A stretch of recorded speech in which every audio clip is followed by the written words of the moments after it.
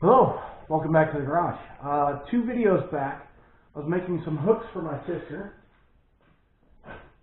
Okay, I was making this one and a similar hook. That's also in my bin. And the purpose for them were for her to hang up her fishing pole. Super cool, super useful. You know, a product that's actually going to get used. That's kind of the goal of any blacksmith. It's not just artwork, but it's also functionalities. Function over form, and then as best you can on form, right?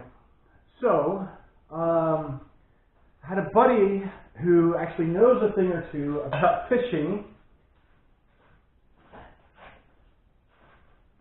explain to me that, you know, hey smart guy, this hook will be great to hold this end of the fishing pole.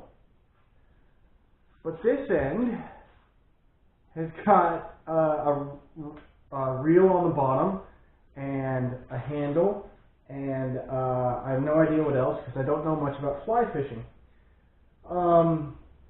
So you need more standoff from the wall that this would be screwed into. So upon consulting, you know, some Google images, I'm going to make a similar concept, but after this loop, it will create another loop to provide that, I don't know, 1.25 inch distance away from the wall instead of being directly adjacent to the wall. It will provide that little bit of standoff, and then it'll come up and have another loop. If I can find another good picture of it, I'll throw it up here. And so that's what I'm going to work on.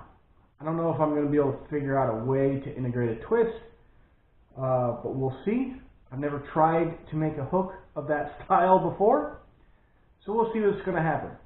I'm going to start with 1/4 inch round bar to get started.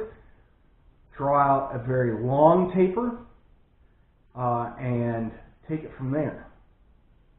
We'll see what happens. This may be a complete failure. You probably know that before I do if it says fail in the title. Alright, stick around with me. Let's see how we do. Oh, also, this is going to be my first time using these tongs I kind of repurposed. These used to be horse nippers, and in my last video, I altered them into tongs.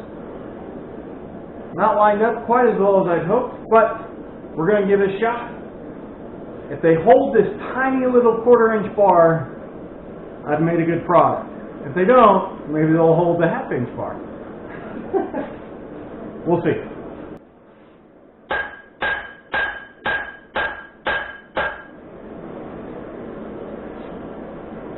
Okay, so there's a problem in blacksmithing.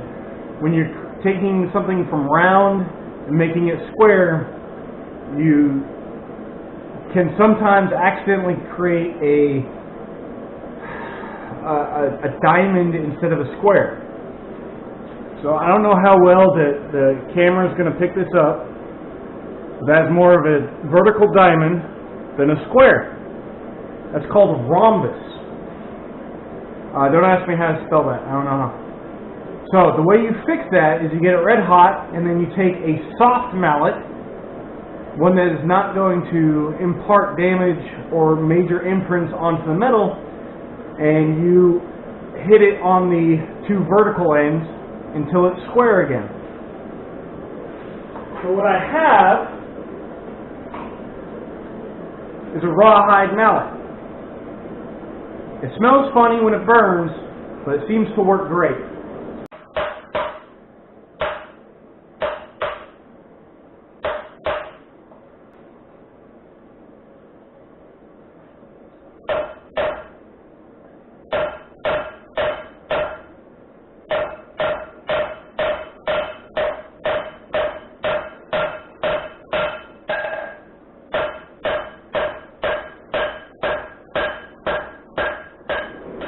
So I started with a 5-inch piece is now probably a good 6 inches.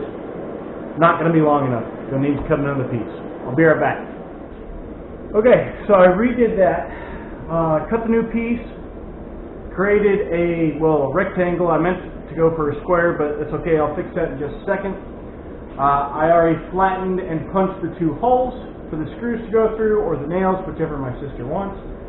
It is now just over 7.5 inches. It's going to grow by about another inch and a half for me to create the round taper for the rat's tail, and then I will start the bend, and I will create a twist now that I have what will be a square bar. So let's see how this finishes out, huh?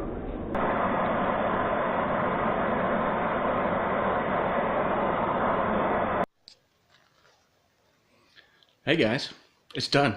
You want to see it? Yeah, you want to see it, don't you? But before I show it to you, let's do a quick recap. Okay, so this is the original hook, right? Nice, small, great length. This is for the pointy end or the skinny end of the fishing rod. I don't know how else to explain that. This, my friends, is the new hook for the back end. Okay, so this has got what's called standoff, where there's a separated distance between the wall, which is where the screw holes are, right? Obvious. So the wall would be here. We got a good distance to allow room for the reel and the reel handle, or I don't know, a basket, whatever else fishermen hang from hooks. I have no idea. So this would be the back of the fishing hook. This would go all the way up to the next part to hold the front of the fishing pole, not the fishing hook, I'm sorry. So this is the new hook. It's nice and long. It's got a great wide V-notch to allow for any various sized rod or handle, padded handle, or the fishing reel itself, or additional items to be hung from the same hook. I also did, let's try to get a good background here. I did a half twist followed by a counter half twist, just to try to, I don't know, create like a wave pattern type thing. I don't know if that really comes through. Maybe I should have done a full twist and then a counter full twist. I'm not sure. But that's what I did. I hope my sister loves it. I'm pretty sure she's going to be watching this video. So, please tell me what you think.